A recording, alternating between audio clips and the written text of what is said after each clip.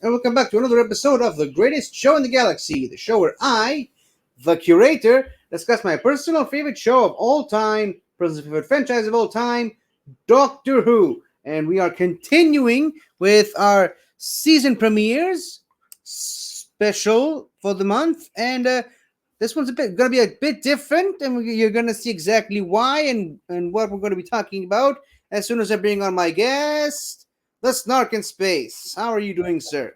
I'm doing fine. I was going to try and do your hand thing, but I couldn't figure out how to do it. So I'm a little sure. It's like the snark. There you go. Yep. No, I got validation. Got validation for it. You got someone excited. Mm-hmm. And okay, so I lied. We're not going to talk about what the topic is. We're going to do that immediately right after the birthday section. Yeah. And I think I got a bit of an echo on your side. Could you check that out for a second? Hold on. I got no echo here. All right. What did I do? How's this? Better? Yep. Cool. Okay. Well, I didn't do it. Guess it was just a sudden thing. Now, once again, because of how crazy things were this month, we're not going to be doing for the week that just passed. We're going the week before that. Don't worry, it'll balance it out. Eventually we're going to catch up to the proper week. But for now, it's a timey-wimey thing. It's a timey-wimey thing. Yeah. So we're now from going from the 14th all the way to the 20th of May, and we actually got a few people in this 1 week span. Starting, of course, with on the 14th, we have Miss. I really hope I pronounce this name correctly. Yesane Churchman. Okay, let's go with the other name that she has. Isabel A. Churchman. This woman right here, she is the voice of Alpha Centauri.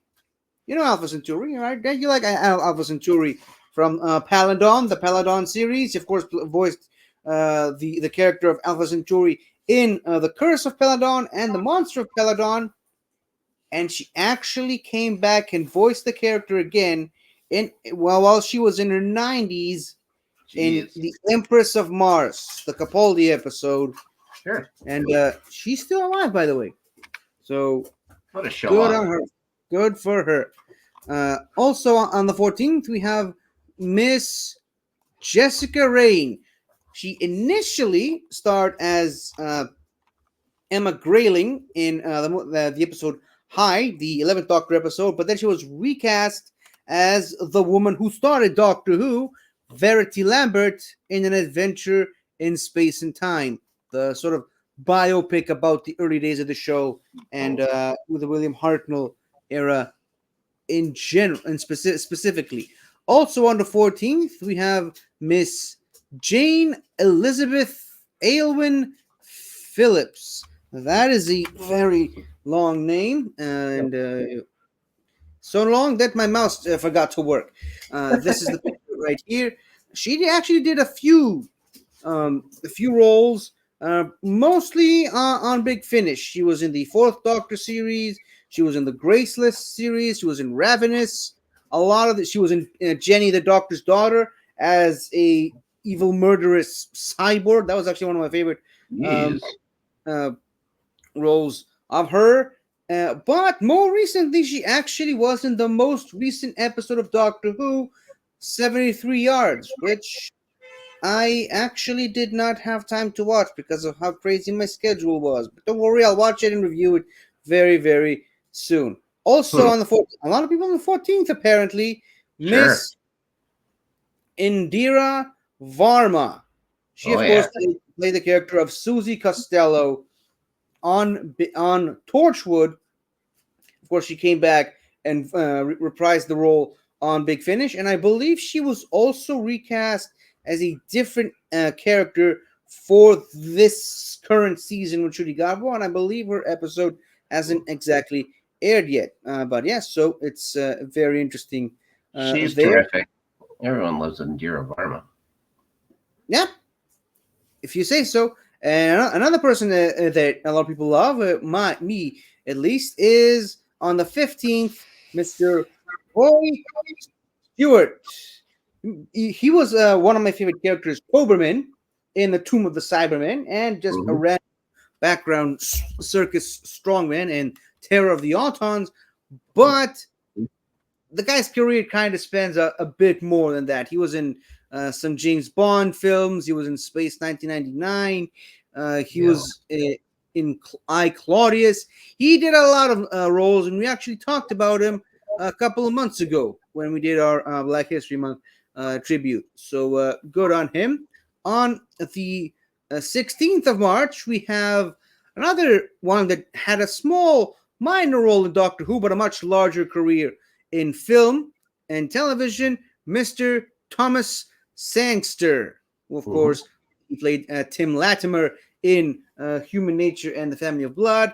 But I mean, he's done a lot of things. He was in the Maze Runner series. He was in the Queen's Gambit show on Netflix. He did some Game of Thrones stuff. He did a lot of stuff. He was in Thunderbirds Are Go. He did a lot of stuff. Very famous. Pistol, the Sex Pistols television show, that was very good too. Yeah. So good on him and happy birthday to him. Belated, obviously. On the 16th of March again, we have Mr. Larry Barnes. First of all, love the picture, Sure. love the outfit, Yeah. and you know what I love even more? This pipe. The job description. Well, Oh, the okay. part kind of goes away with the outfit, but the Oh job boy, description. that detective. It was uncredited in the talents of Wang Chiang, and Mhm. the actual credit that he was not credited for is Magic Advisor because of all All right. the magic stuff that they did in that episode on the stage with Lee Seng Yeah. Chang. I just love that someone in Doctor Who has this job title, this job description, even if it Yeah. is uncredited. But yeah, good for him. On the 18th of May, we have the wonderful, lovely Miss Mary Margulies. Of course, Yay. I mean, we all know her as um, uh, Professor Sprout from the Harry Potter series, but I mean, she's very famous in a lot of other British stuff. She also did Leaf the Bletherine in the Searching Adventures episode, The Gift, but more recently, she was, of course, the ever lovable and ever likable Beep the Meep in Yeah. the TV adaptation of The Star Beast. On Staunchly British too. I think she had an opportunity to do some. I can't remember the name of the show, but she had an opportunity to do show or movie in America, and she's like, "No, like, I don't have to spend any more time there than I have to. I love being where I am." So there you go. I mean, it's always good to know where you belong. And on the 19th, we have the one, the only Mr. Michael Wisher. This guy did so many roles, so many different roles in Doctor Who. He was in The Ambassadors of Death. He was in Terror of the Autons. He was in Carnival of Monsters. He was a Dalek voice for several years. Hmm. Uh, but for the most part, everyone mostly remembers him as being Davros in Genesis of the Daleks. Arguably one of the best depictions of Davros. And, the first. So, Yep. uh, full credits to him. And on the 20th of May, we have Mr. History himself, John Lucarotti, who, of course, wrote some of the more memorable and some of the less memorable his pure historical Doctor Who episodes from the William Hartnell era, namely Marco Polo, the Aztecs, and the Massacre of St. Bartholomew's Eve. He's also uncredited as we being one of the story writers for, get this, The Ark in Space, Wow. where How your about name comes from. It all fits together somehow. So yeah, for the wonderful list of people we had today, thank you all. We quite literally could not do this without you. that? So I said up top, we're continuing the season premieres, series premieres in Doctor Who. And I mean, you Yep. see the background behind us. I think you can kind of guess where this is going. We are going to be talking about the eighth Doctor today. The what I mean, it's kind of hard to just label him as the audio Doctor because there's like three major lines you can follow with the Eight Doctors. There's like about 100 or 200 audio episodes he did. There's a whole novel series that he did, and of Sure. course, there's the comics. So yeah, it's one of the Doctors that had the fewest screen time, but arguably one of the most material for him outside of the TV show. So Hmm. it's a bit of a gray area in Doctor Who, but we are going to talk about him today, and of course we are just going to cover season openers, season Yeah. premieres. Debuts. Season Yes, debuts. yeah, specifically for the Lucy Miller bit because that was really the only one that actually kind of can be considered as being a full-on season. Uh, but that was before his transition to box sets, and after uh, it was part of the main monthly range, which can also be looked at as seasons.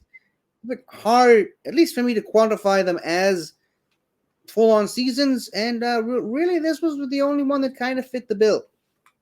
So we are, of Yeah, I course, have no idea how it actually works. Like, I listened to the other set, I guess, first or whatever. The Lucy Miller stuff was the one I listened to most recently, and I guess that's way out of order. I mean, the Eighth Doctor in general is out of order. There you go. The, And the so, whole yeah, show is out of order. timey-wimey, guys. Timey-wimey. It doesn't matter. Wibbly wobbly timey wimey. It's in the Hmm. intro of this show. That's right. But of course, we are talking about. We are starting off with the two-parter, Blood of the Daleks. So right off the bat, Lucy Miller just shows up on the Doctor's TARDIS. He assumes it was probably because of the Time Lord. The Time Lord just dropped her on him. It's just part of the Time Lord's Right. uh, Yeah. witness protection program of sorts. Of course, people who actually listen to the whole season all the way to the end, you kind of know what's coming. You kind of know that the Time Lords made a stupid mistake and actually got him the wrong person. Uh, but that aside, their first Hmm. adventure together, when they're still, th- they don't work together right away from the No. start, right? No. And then they land on a planet literally called Red Rocket Rising. Yeah. A name that you quite enjoy. I think I quite enjoy it in another way. I think it's funny, but you actually just like the name. I just think it's a cool name. Yeah. Before you explain the other context of it, but Yes. yeah. So right away, immediately the episode's invaded by a planet's invaded by Daleks because of course you got to start big with Sure. Doctor Who, right? So yeah, Daleks show up, and the Doctor and Lucy kind of when they're still not really good friends with each other. They kind of get separated a bunch of times in the episode, and they meet the character of Haley Atwell, which kind of is an evil mastermind that transferred his own mind into the mind of this little girl, played by Haley Atwell before she was big in the MCU. Yes. Uh, I think that's cool. but yeah, so what did you think of this episode? I mean, there's a lot of experimenting with Dalek clones. There's the lab with all the Dalek experiments, and the acid rain. I think I think it's actually in this Yeah. episode. I'm Yeah, I'm trying to remember yeah. the This is what episode. this Bring it episode's back. going to be about. It's going to be the two of us trying our Trying to hardest to yeah, remember yeah, stuff from this series because yeah. we both I listened to it, but it's remember been a while. I was not a fan of Lucy. I don't think I I ever got over it. I don't think I was ever a Lucy fan. I'm a I'm an Eighth Doctor fan though, so you listen along or whatever. But I'm trying to yeah, and there's that one guy there's I have pieces together of this of these first I don't know if you consider it one episode or like the debut being the first two episodes, I guess, right? Uh, yeah, I mean it's a first episode and it's a two-parter. That's Yeah. how I see it. Yeah, trying to putting like just trying to piece it together. Like ever since you said, "Oh, we're gonna talk about this," it's like, "Oh, right." It's like, "Oh, this was the first one." Like, like everything's out of order for me on it a little bit. So I remember enjoying it. I remember everything like that. Like I wasn't maybe the biggest fan of Lucy, but I like the story. Was it like there was there a doctor or something like that, or the president or whatever is also part of like the scientist team or something like that, and they're the ones that Yeah, the president's also there. It's like the yeah, president's sidekick was at the end revealed to be the evil genius, mad scientist in the yeah. body of the girl who was the second in command to the president or whatever. I'm trying to remember what the old man. There was an old man or whatever that Lucy kind of teams up with later on in the story. I'm trying to remember what it is that he does. I know he does something. Yeah, he was. He definitely did something. Otherwise, he wouldn't be in the episode. Yeah, but do you remember? Like I'm having a tough time. I don't. I just remember the doctor just going up to the daughter's spaceship and doing a boss move and just destroying the spaceship while he's on it and just escaping, Sure. like the doctor does. Yeah, So yeah, like a show off. clearly we're both big fans of this series because we Yeah, hardly remember anything from it. guys, you have to remember the whole Lucy Miller arc. Uh, it could be tough. Lucy Miller is a tough pill to swallow sometimes.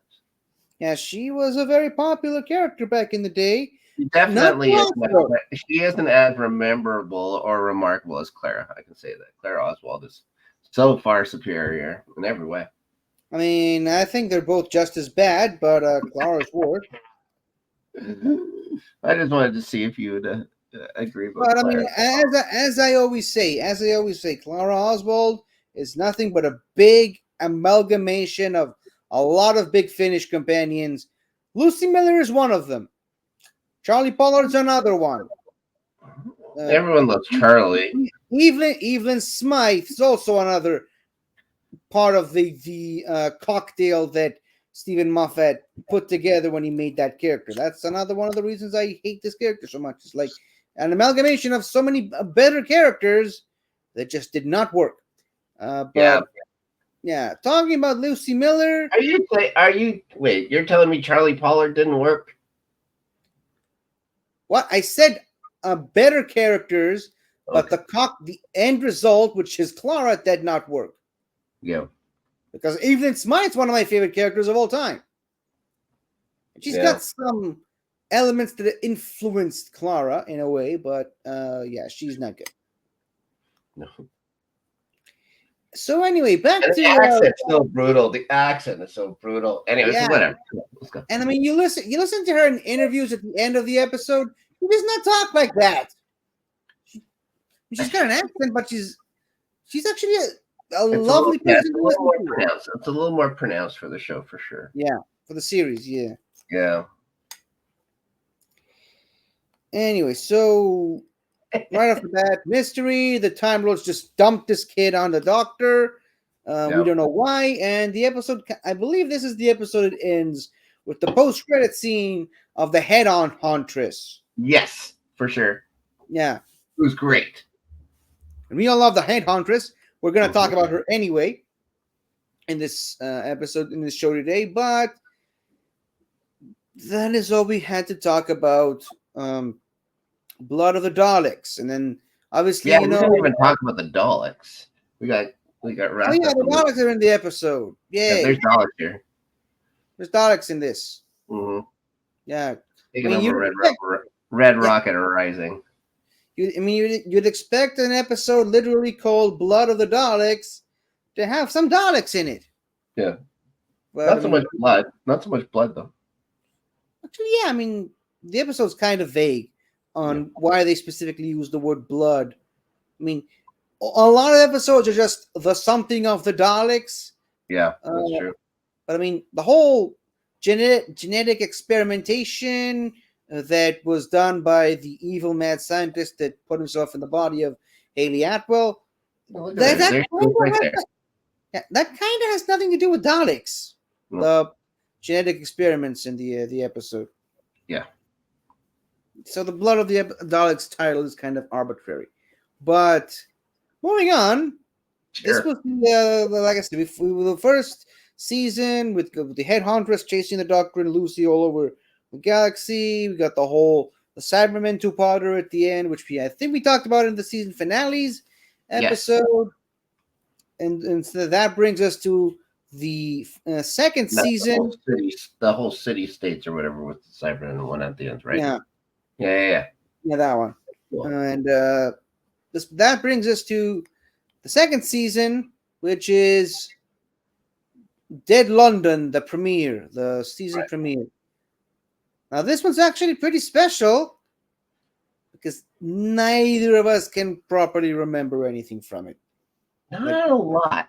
I and started like I started looking through like the wiki TARDIS thing or whatever. It's like, oh yeah, that happens. And then trying to remember what happens next, I'm like, yeah. Like I yeah, remember listening to it. I remember this like I didn't dislike it. I remember that.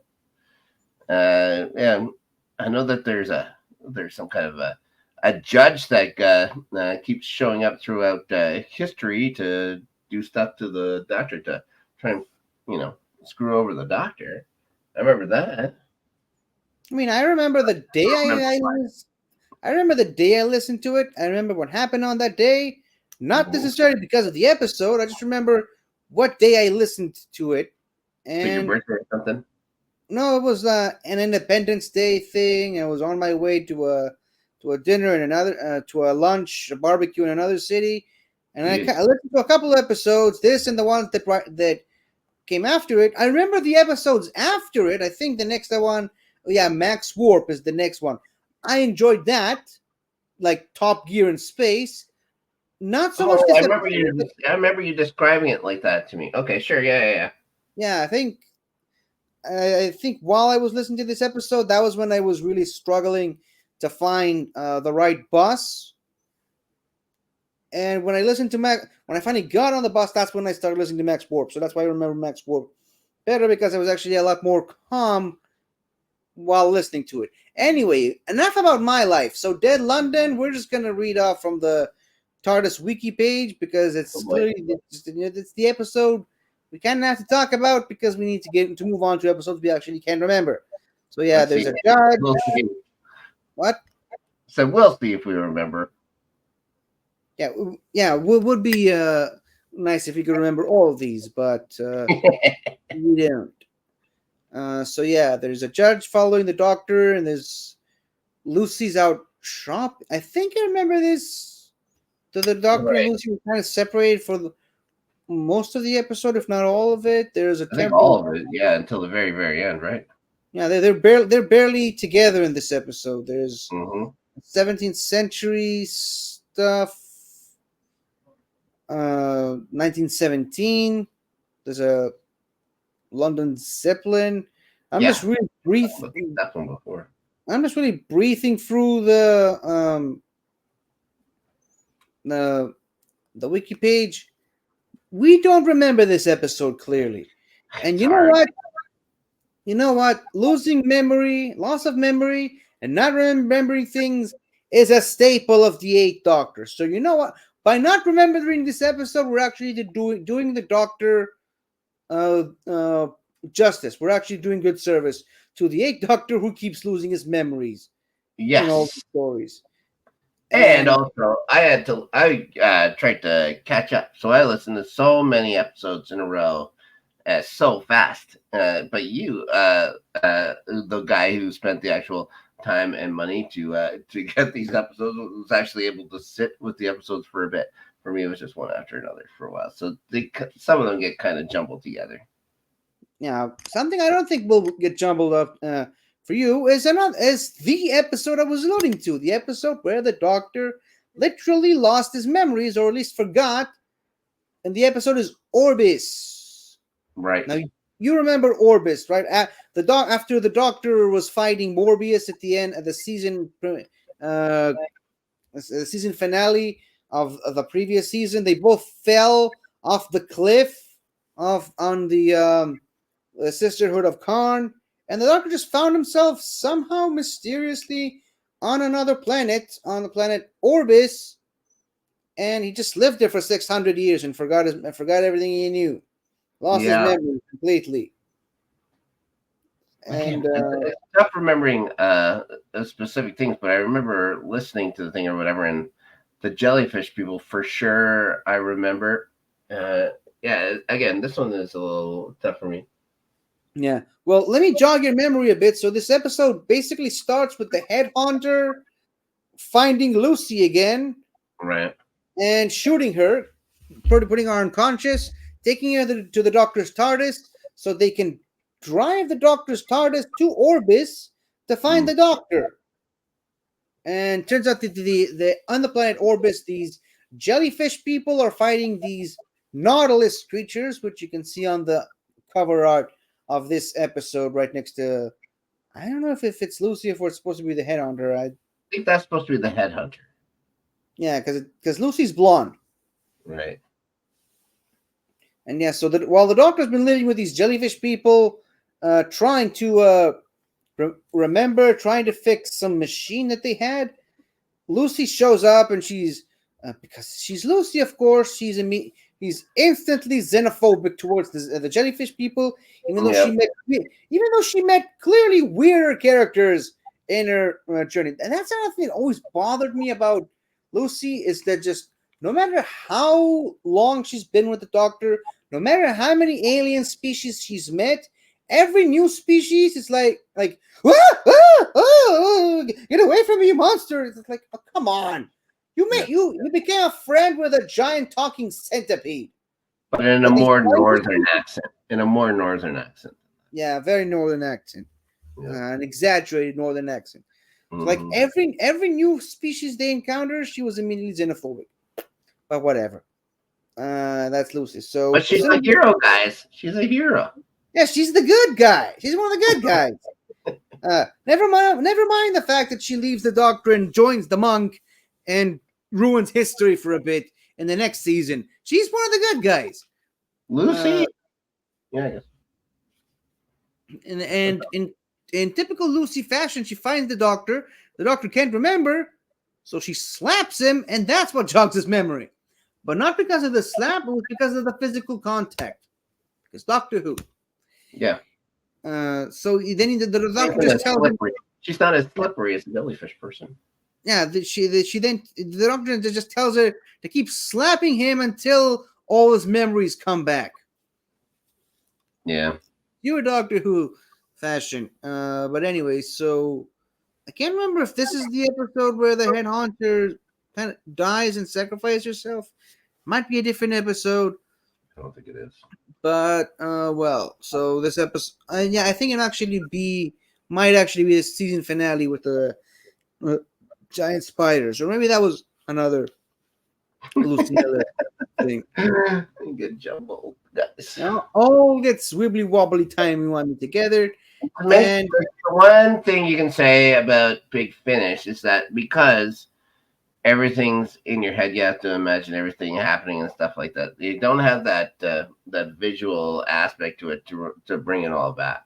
Now this is just like a bunch of like everyone's talking and stuff like that, like a radio play. It's a little tougher to remember things, especially when you listen to them so many in a row. yeah, because it's like you make up the episode in your own head from what you're Yep. hearing. Yep. Which then brings us to the fourth and final season premiere we're going to talk about. Look how fast we're breezing through these. Looks like we're the best. Looks like we're the best ones. Yep, we got this. We got this. This episode's not going to go over an hour, apparently. So the final season premiere, Death in Blackpool. So the Doctor and Lucy back in Blackpool, where Yeah. Lucy lives. They go back and meet her aunt again, Auntie Pat. I think We had met her in that rock and roll themed episode. The one that I was very excited about, and for me, didn't really hit. Like I was disappointed in the episode. I wasn't disappointed in her aunt though, and I was happy. Like this is an episode that I remember enjoying for sure. Much more than that rock and roll one, the glam rock. That was what it was called, glam rock. Horror of Glam Rock. Yeah, the horror glam rock. Yeah, But because another episode. her aunt was a big, rock and roll. I don't know if she was like one of the girls that go backstage or something like that, but yeah, No. it was interesting. It was an interesting story. In another episode in the previous season, find out that her aunt was actually killed by a Zygon. That's true. By Zygons, and there was one specific Zygon that really wanted to live on Earth, didn't want to be a Zygon anymore. Mm-hmm. So he changed himself into her aunt, and basically that's how she lived her life. Her aunt was a Zygon the whole time, and she didn't know that. She didn't know what a Zygon is until this episode, where she gets hit by a truck. Okay, what a way to start the episode, of course. But she then spends pretty much the entire episode in a hospital bed, and there's like a Doctor Strange astral projection leaving her body, and she's just walking around trying to save herself, trying to convince the Doctor that she's not dead, while the Doctor and Zygon Antipat trying to figure out who ran her over and how to save her. And that's how she, while in astral form, that's how she learns the truth about her aunt being a Zygon, and that the Doctor knew about it the whole time and lied to her. Yeah, this is what drives the wedge between the Doctor and Lucy, but there's still an entire season that we have to listen to complaining about. Yeah. But thankfully, a lot less Lucy in that season. Yes. Kinda. Yes, you're right. Yeah. So we get then we get the actress one or whatever, and then the monk and blah, blah, blah. Yep. So after Lucy leaves, the Doctor just has a reality TV show style contest to find the next companion. And after killing off a couple of them, he eventually settles on Tamsin Drew, becomes the new full-time companion. We later find out that, by the way, I liked Tamsin Drew. I liked her too, but so a couple episodes, whatever she was in. Yeah, so they have an encounter. They have an encounter with the meddling monk, who was revealed to have their own. He has his own companion, which, just like the headhunter, in a post-credit scene at the end, is revealed to be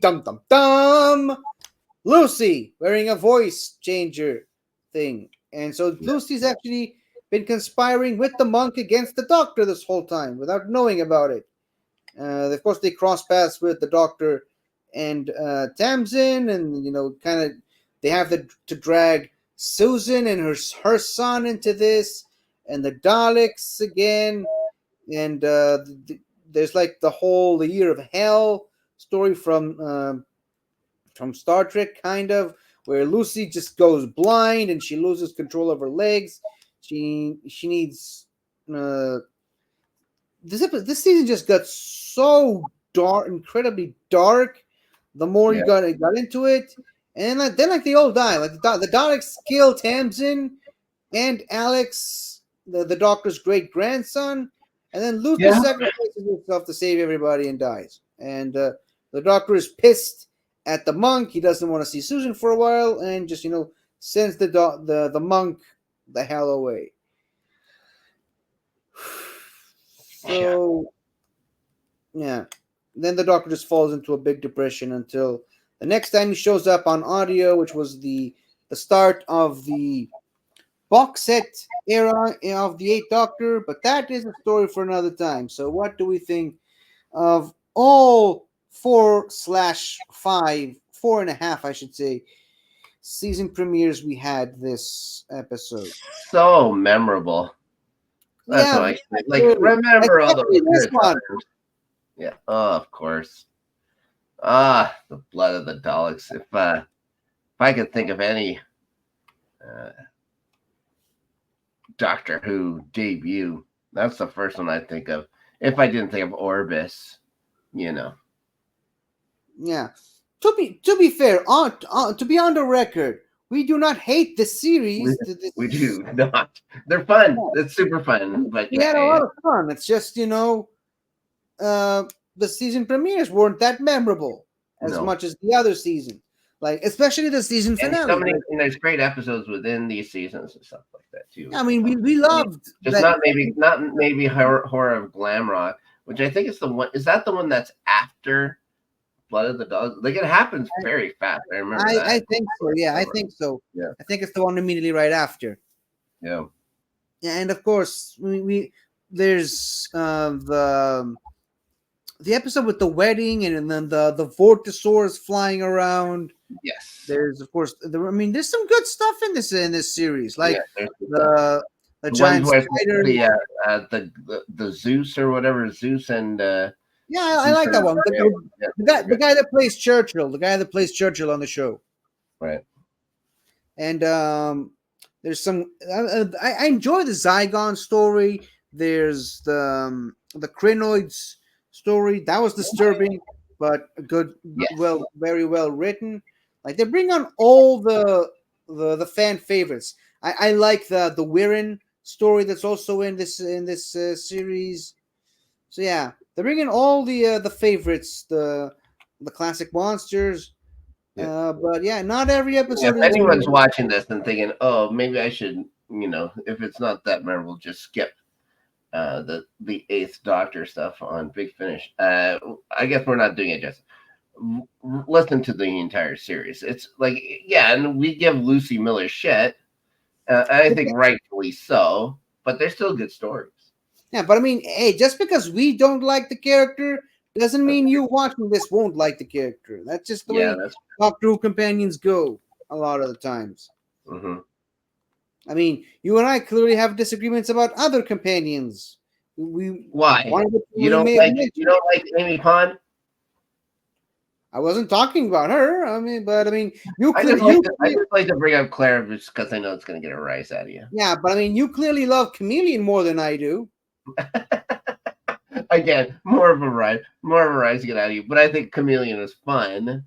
Yeah, but to consider even Chameleon a companion, I think that's a bit of a stretch. But whatever, that's fine. Hmm. He was I think supposed they to should be a have him full-time back. companion. I think they should bring him back now that they have the technology to do it right. That's all I'm gonna say. I don't think that even if they could do a CGI, They could do I it don't like think Terminator 2. they're That'd gonna be do cool. that. But anyways, so this is our breakdown of the season premieres for the Eighth Doctor Lucy Miller series, Mm, Blood of the Daleks Part 1 and 2, Dead yeah. London, Yep. Orbis, Sure. and of course Death in Blackpool. And Yes. next time we'll be back with some more episodes we actually did enjoy a lot. But until Well, that a lot of happens, them. A lot of them. Maybe yeah. no. But Just until that happens, Snark, where can people find you? guys. Find me on the Let's Get Ready network. I'm all over that. The entertainment side, the sports side. Starting 11 on hiatus now since the English Premier League is finished for the season. But if you ever want to pick a random week in an English Premier League season over the last couple of years, go ahead. Why not? They're on YouTube, so they're not going anywhere. There's the playoff beards I'm also doing as well about the Stanley Cup playoffs. That's still ongoing, guys. Hopefully, I'll do a live watch along sometime this week for one of the semifinal matchups. Also, on the entertainment side, Let's Get Ready Network After Snark. And that's the show I do with Danny. And we just get to talk about whatever. The last couple weeks we did a summer movie preview. We did a summer television show preview. Next week, I think we're talking about more in depth on the Acolyte. Also, next week, a special LGR After Snark is our buddy Adelia's birthday stream happening next Saturday night. So that should be fun. Also, of course, the Rewatchers Council. That's the full 144 episode rewatch. Kind of like 50 here with Doctor Who. It's like our full rewatch series of Buffy the Vampire Slayer.